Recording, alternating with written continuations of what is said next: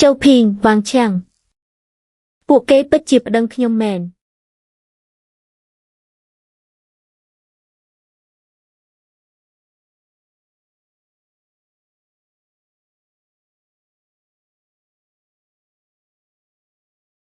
ខ្ញុំបានដឹងមុនហើយថាគ្រួសារជើភីងមិនព្រមលែងខ្ញុំងាយបែបនេះទេ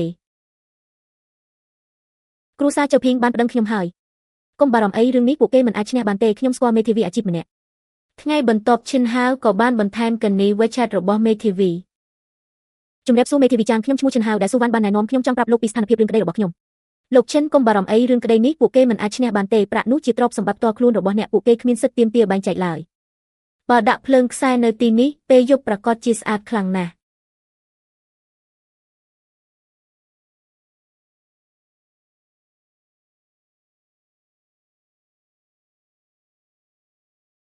ឈិនហាវរស់នៅផ្ទះគ្រួសារជើអស់រយៈពេល3ឆ្នាំគ្រួសារជើបានមើលថែគេយ៉ាងល្អដូច្នេះប្រាក់សំណងនេះគួរតែចែកឲ្យគ្រួសារជើមួយចំណែកឈិនហាវនិងជើភីងបានរួមគ្នាចិញ្ចឹមកូនអស់រយៈពេលជាច្រើនឆ្នាំមកហើយទ្រព្យសម្បត្តិគួរតែបែងចែករួមគ្នាឈិនហាវគឺមើលគុណមិនគិតពីមនោសញ្ចេតនាជាច្រើនឆ្នាំជាមនុស្សមិនស្គាល់គុណដំបូងបង្អស់ដីឡូតនេះជាទ្រព្យសម្បត្តិផ្ទាល់ខ្លួនរបស់ដើមបណ្ដឹងគឺលោកឈិនដែលបន្សល់ទុកដោយឪពុកម្ដាយរបស់គាត់បន្ទាប់ពីពួកគេបានចែកឋានទៅវាជាទ្រព្យសម្បត្តិមុនរៀបការនិងមិនមានពាក់ព័ន្ធជាមួយចុងចោតឡើយទី2កូនស្រីរបស់លោកឈិននិងអ្នកស្រីជើមិនមានចំណងអាពាហ៍ពិពាហ៍ឡើយហើយក៏រឹតតែគ្មានអ្វីដែលហៅថាទ្រព្យសម្បត្តិរួមរបស់ប្តីប្រពន្ធនោះដែរលើសពីនេះអ្វីដែលចុងចោតបាននិយាយថាបានចិញ្ចឹមលោកឈិនអស់រយៈពេល3ឆ្នាំគឺជារឿងមិនពិតទាំងស្រុងអ្នកភូមិទាំងអស់អាចធ្វើជាសាក្សីបានភាគីចុងចោតបានបង្កការរំខានដល់សណ្ដាប់ធ្នាប់នៃការសម្រុះសម្រួលជាច្រើនដងត្រូវបានព្រមានយ៉ាងធ្ងន់ធ្ងរបើមានលើកក្រោយទៀតនឹងត្រូវបណ្តេញចេញដោយបង្ខំឥឡូវនេះសូមប្រកាសសេចក្តីសម្រេចសម្រុះសម្រួលក្នុងសំណេរការប្រាក់សំណងនៃការរស់រើចំនួន3.51លានយ៉នគឺជារបស់ឈិនហាវផ្ទាល់ខ្លួនទាំងស្រុងរាល់ថ្លៃចំណាយលើការប្តឹងផ្តល់នៃការសម្រុះសម្រួលនេះត្រូវទទួលខុសត្រូវដោយដើមចោលឈិនហាវពួកយើងមិនព្រមចាប់ត្រឹមនឹងទេលោកឈិនបើមានបញ្ហានៅពេលក្រោយអាចតាក់ទងមកខ្ញុំបានគ្រប់ពេលអបអរសាទរឈិនហាវរឿងក្តីឈ្នះហើយនេះក៏ដោយសារតែលោកមេធាវីចាំងដែលឯងបានណែនាំអរគុណឯងខ្លាំងណាស់គួរសមជាមួយខ្ញុំធ្វើអីដើម្បីអបអរសាទរដែលឯងឈ្នះក្តីខ្ញុំប៉ាវឯងញ៉ាំបាយល្អតើប៉ុន្តែលើកនេះខ្ញុំជាអ្នកប៉ាវវិញឯងបានជួយខ្ញុំច្រើនណាស់គួរតែខ្ញុំជាអ្នកប៉ាវែងចុភីងនិងវាងឈាំងប្រកាសជាមិនព្រមបញ្ឈប់នេះឡើយថ្មីនេះឯងគួរតែប្រយ័ត្នខ្លួនបន្តិចមានការអីអាចទូរស័ព្ទរកខ្ញុំបានគ្រប់ពេលខ្ញុំដឹងហើយឯងក៏ដូចគ្នាសម្រាប់ឲ្យបានឆាប់ណាទោះបីជារឿងក្តីនេះឈ្នះមែនប៉ុន្តែចំនួនជាមួយគ្រួសារជើមិនទាន់បញ្ចប់ឡើយតែខ្ញុំក៏លែងជាកូនប្រសារចូលផ្ទះដែលបណ្ដោយឲ្យគេធ្វើបាបតាមចិត្តទៀតដែរអាឡូមេភូមិបានញុះញង់អ្នកភូមិឲ្យទៅធ្វើនៅមុខសាលាស្រុកដោយសង្ឃឹមថានឹងដំឡើងប្រាក់សំណងដល់10លានយ៉នបើមិនដូច្នោះទេពួកគេមិនព្រមចុះហត្ថលេខាឡើយថែមទាំងនិយាយថាឯងជាជនក្បត់របស់ភូមិហើយចង់នាំឯងត្រឡប់មកភូមិវិញដើម្បីចាត់ការថ្មីនេះឯងដាច់ខាតគុំត្រឡប់មកភូមិវិញឲ្យសោះហើយពេលចេញទៅក្រៅក៏ត្រូវប្រយ័ត្នខ្លួនដែរខ្ញុំដឹងហើយបងលីអរគុណបងហើយដែលបានប្រាប់ខ្ញុំ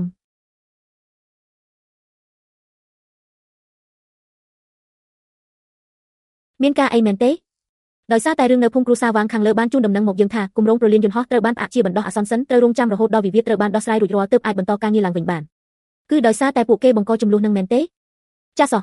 ព្រោះអីវាជាគម្រោងជីវភាពរបស់ប្រជាជនមិនអាចបង្កឲ្យមានមតិសាធារណៈធំដុំឡើយឥឡូវនេះកំពុងចរចាជាមួយពួកគេហើយប៉ុន្តែវាងធីសានពិបាកចរចាសម្រុះសម្រួលគ្នាណាស់អូមែនហើយវាងធីសានបានដឹងថាឯងបើកហាងលក់ផ្កានៅក្នុងក្រុងហើយថែមទាំងគម្រាមថានឹងមករកចំនួនជាមួយឯងទៀតផងថ្មីនេះឯងត្រូវតែប្រយ័ត្នខ្លួនឲ្យមែនទេណាឈិនហាវចេញមកក្រៅភ្លាម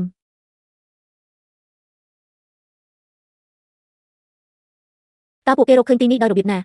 ឯងកុំចេញទៅអីខ្ញុំទូរស័ព្ទដឹងប៉ូលីសឈិនហាវខ្ញុំកំពុងតស៊ូតែប្រយោជន៍អ្នកភូមិទាំងអស់គ្នាចំណែកឯងវិញល្អណាស់ចុះហត្ថលេខាមុនគេក្បត់អ្នកភូមិទាំងអស់តើឯងនៅមានសិទ្ធិសំជាញាក់ទៀតទេយកលុយ3.51លានយ៉នរបស់ឯងមកចែកគ្នាទៅបើមិនអញ្ចឹងទេថ្ងៃនេះពួកយើងនឹងកំទេចលុយសំណងជារបស់ខ្ញុំផ្ទាល់ខ្លួនហេតុអ្វីខ្ញុំត្រូវចែកឲ្យពួកឯងមិនព្រមចុះហត្ថលេខាជាប្រធានបទរបស់ពួកឯងតើវាពាក់ព័ន្ធអីជាមួយខ្ញុំនៅតែឌឺដងទៀតមែនទេបងប្អូនទាំងអស់គ្នាចូលមក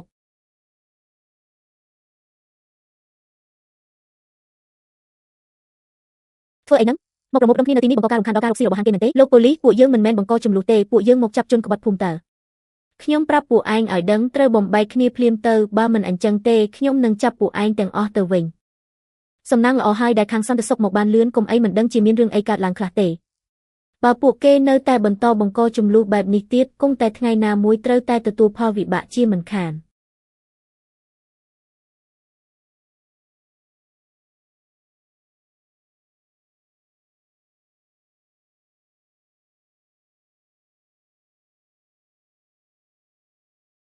ប្រលានយន្តហោះត្រូវបានប្តូរទៅភូមិលីចាហើយ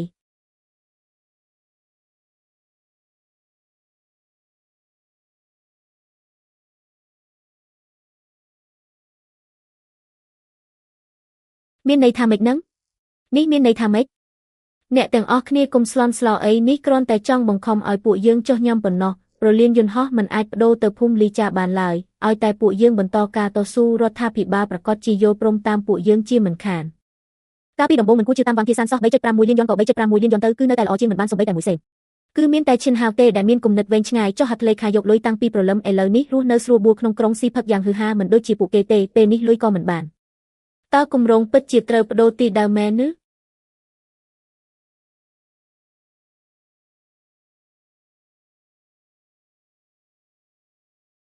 លោកមន្ត្រីខ្ញុំចង់សួរថាតើគម្រោងប្រលានយន្តហោះរបស់ពួកយើងពិតជាត្រូវបដូរទីដើមមែនឬទេគម្រោងនេះពិតជាកំពុងវាយតម្លៃទីតាំងឡើងវិញពិតមែនចំណែកឯការសម្រេចចុងក្រោយនៅកន្លែងណានោះពេលនេះមិនទាន់ច្បាស់ការនៅឡើយទេប្រសិនបើគម្រោងពិតជាបដូរទីដើមមែនខ្ញុំមិនត្រឹមតែមិនបានលុយសំបីតែមួយសេនប៉ុណ្ណោះទេថែមទាំងខ្លាចជាជនល្មើសចំពោះអ្នកភូមិទាំងអស់ទៀតផងដល់ពេលនោះអ្នកភូមិប្រកាសជាមិនលើកលែងឲ្យខ្ញុំឡើយឈិនហាវច្បាស់ជាដឹងព័ត៌មានសម្ងាត់អ្វីមួយហើយកុំអីក៏មិនចុះហត្ថលេខាយ៉ាងលឿនបែបនេះដែរឈិនហាវកាលពីមុនជាកំហុសរបស់ពូសុំទោសក្មួយណាកុំប្រកាន់ខឹងនឹងពូអីលោកមកទីនេះមានការអីពូមកនេះគ្រាន់តែចង់សួរក្មួយបន្តិចតើក្មួយបានដឹងព័ត៌មានថាប្រលានយន្តហោះនឹងត្រូវបដូរទីដើមមែនទេទើបបានជាចុះហត្ថលេខាមុនគេបែបនេះក្មួយនិយាយត្រង់ជាមួយពូទៅតើគម្រោងពិតជានឹងត្រូវបដូរទៅភូមិលីចាមែនឬខ្ញុំមិនបានដឹងព័ត៌មានសម្ងាត់អ្វីឡើយខ្ញុំគ្រាន់តែគិតថាធ្វើជាមនុស្សមិនត្រូវលោភលន់ពេកទេអ្វីដែលមិនមែនជារបស់យើងទោះបីជាខំប្រឹងទាមទារក៏មិនបានមកដែរអូយដល់ម៉ោងនេះទៅហើយក្មួយកុំនិយាយលេងសើចជាមួយពូទៀតអីនិយាយត្រង់ជាមួយពូទៅតែឥឡូវពួកយើងចុះហត្ថលេខានៅទាន់ទេ3.6 លានយន្តក៏3.6 លានយន្តទៅពួកយើងព្រមទទួលយកហើយឥឡូវនេះចុះហត្ថលេខាគឺលែងទាន់ទេហើយក្រុមការងារគម្រោងបានដាក់ពាក្យស្នើសុំបដូរទីដើមជាផ្លូវការរួចហើយឲ្យតែខាងលើអនុម័តប្រលានយន្តហោះនឹងត្រូវសាងសង់នៅភូមិលីចាជាផ្លូវការហើយភូមិគ្រួសាររបស់ពួកលោកនឹងមិនទទួលបានប្រាក់សំណងសូម្បីតែមួយសេនឡើយខ្ញុំជាប្រធានវិស្វករនៃគម្រោងប្រលានយន្តហោះខ្ញុំមិនចាំបាច់កុហកលោកឡើយគឺដោយសារតែភាពលោភលន់របស់ពួកលោកផ្ទាល់ទាមទារតម្លៃខ្ពស់កប់ពកថែមទាំងប្រមូលផ្ដុំគ្នាបង្កចំនួនធ្វើឲ្យយឺតយ៉ាវដល់វឌ្ឍនភាពគម្រោងលទ្ធផលនៅពេលនេះគឺបង្កឡើងដោយខ្លួនពួកលោកផ្ទាល់ចប់ហើយលើកនេះចប់អស់ហើយពាក្យស្នើសុំបដូរទីដើមគម្រោងត្រូវបានដាក់ជូនទៅហើយប្រហែលជាមិនយូរទេនឹងត្រូវអនុម័តដល់ពេលនោះអ្នកភូមិគ្រួសារវាងច្បាស់ជាយំមិនចេញឡើយចំពោះមនុស្សទាំងនេះគ្រាន់តែជាការចាប់ផ្ដើមនៃសុបិនអាក្រក់របស់ពួកគេប៉ុណ្ណោះសូមគោរពជំរាបសួរប្រិយមិត្តទស្សនិកជនជាទីមេត្រីគម្រោងប្រលានយន្តហោះត្រូវបានសម្រេចសាងសង់នៅភូមិលីចាជាផ្លូវការហើយដោយក្នុងមួយគ្រួសារទទួលបានប្រាក់សំណងចំនួន 3.6 លានយន្តលុយ 3.6 លានយន្តរបស់ពួកយើងឲ្យជីវិតបែបនេះរស់នៅលែងកើតហើយកាលពីដំបូងហេតុអ្វីលោកត្រូវធ្វើខ្លាំងម្ល៉េះយំរកអីកាលពីដំបូងដែលទាមទារលុយ10លានយន្តនោះក៏មិនមែនជាគំនិតរបស់ខ្ញុំតែម្នាក់ឯងដែរម៉ែមានការអីហ្នឹងគាត់មានជំងឺដាច់សរសៃឈាមខួរក្បាលតែអាយុជីវិតត្រូវបានសង្គ្រោះទាន់ពេលប៉ុន្តែរាងកាយមួយជំហានរបស់គាត់ត្រូវពិការហើយស្អីគេថ្លៃព្យាបាលជាបន្តបន្ទាប់យ៉ាងហោចណាស់ក៏អស់រាប់សែនយន្តដែរឈ្មោះនេះដាក់បានល្អណាស់មានអត្ថន័យល្អស័ក្តិសមនឹងស្ទីលហាមផ្ការបស់ពួកយើងខ្លាំងណាស់នេះក៏ដោយសារតែឯងផ្ដល់គំនិតបំផុសគំនិតឲ្យខ្ញុំកាលពីលើកមុននឹងណាដែលនិយាយថាផ្កាឡានមានភាពស្រស់ស្អាតថ្លៃថ្នូរស័ក្តិសមនឹងហាងផ្កាឈិនហាវវិស្វករស៊ូខ្ញុំសូមជូនពរឲ្យហាងរបស់ពួកឯងរកស៊ីមានបាននឹងជោគជ័យទុកជាមុនណាអរគុណបងលីបងគួរសំពេចហើយខ្ញុំមានរឿងចង់ប្រាប់ពួកឯងបន្តិចភូមិគ្រួសារវាងមានភាពវឹកវរទាំងស្រុងហើយវាងធីសានបានរត់គេចខ្លួនបាត់ចំណាយចុះភៀងការដាច់សរសៃឈាមខួរក្បាលសម្រាប់នៅមន្ទីរពេទ្យហើយឥឡូវនេះវាងឈាំកំពុងដាក់ខ្ចីលុយគេគ្រប់ទីខ្ញុំដឹងហើយបងលីអរគុណបងហើយដែលបានប្រាប់ខ្ញុំកុំបារម្ភអីគេមិនហ៊ានមកបង្កចំនួននៅទីនេះឡើយអញ្ចឹងល្អហើយខ្ញុំមានការរវល់បន្តិចដល់ថ្ងៃបើខាងរបស់ឯងខ្ញុំប្រកាសជាមកចូលរួមអបអរសាទរមិនខានកុំគិតពីរឿងដែលមិនសប្បាយចិត្តទាំងនោះទៀតអីគ្រប់យ៉ាងវាបានកន្លងផុតទៅហើយឯងនិយាយត្រូវហើយគ្រប់យ៉ាងវាបានកន្លងផុតទៅហើយ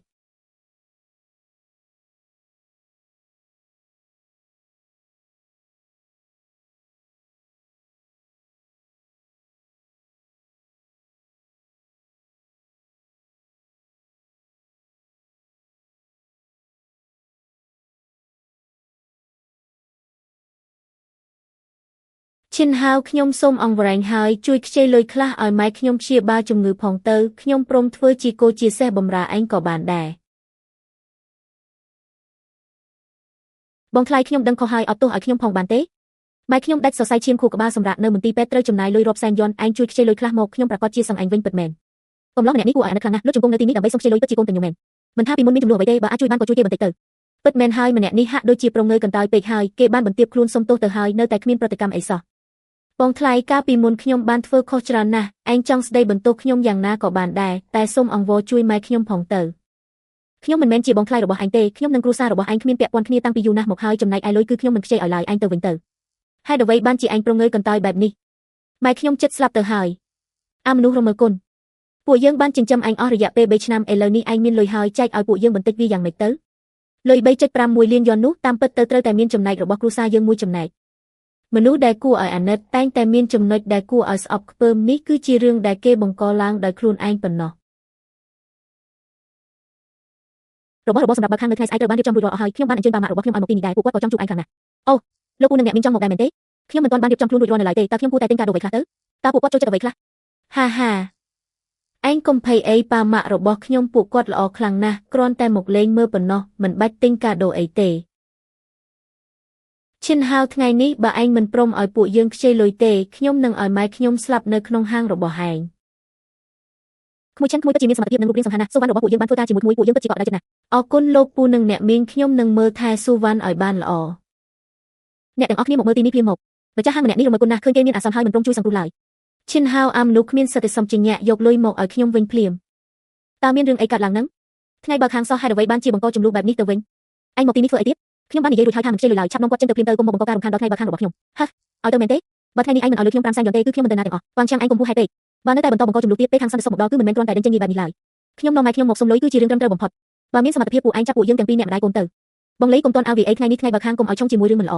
ខ្ញុំនិយាយជាមួយឯងជាលើកចុងក្រោយឆាប់ចេញទៅភ្លាមទៅបើមិនអញ្ចឹងទេឯងមិនត្រឹមតែមិនបានលុយប៉ុណ្ណោះទេថែមទាំងត្រូវគេចាប់ខ្លួនទៀតផងខ្វល់អីកុំមកគំរាមខ្ញុំឲ្យសោះបើថ្ងៃនេះមិនបានលុយទេខ្ញុំនឹងនៅតាំងជាមួយឯងដល់ទីបញ្ចប់ទង្វើរបស់ឯងគឺបង្កចំនួនក្នុងទីសាធារណៈហើយឆាប់នាំម៉ែឯងចេញទៅភ្លាមទៅបើមិនអញ្ចឹងទេពួកយើងនឹងប្រើវិធានការបង្ខំហើយខ្ញុំមិនទៅណាទាំងអស់គេជំពាក់លុយគ្រួសារយើងហើយនឹងត្រូវបង្ខំឲ្យខ្ញុំទៅបើចង់ឲ្យទៅគឺត្រូវទៅឯងទៅជាចង់ចូលទៅដេកក្នុងគុកពី3ថ្ងៃណាស់មែនទេឡពួកយើងនឹងសម្រេចតាមបំណងរបស់ឯងកុំខ្ញុំទៅហើយខ្ញុំទៅឥឡូវនេះហើយឈិនហៅពួកយើងមិនព្រមចាប់ត្រឹមនឹងទេ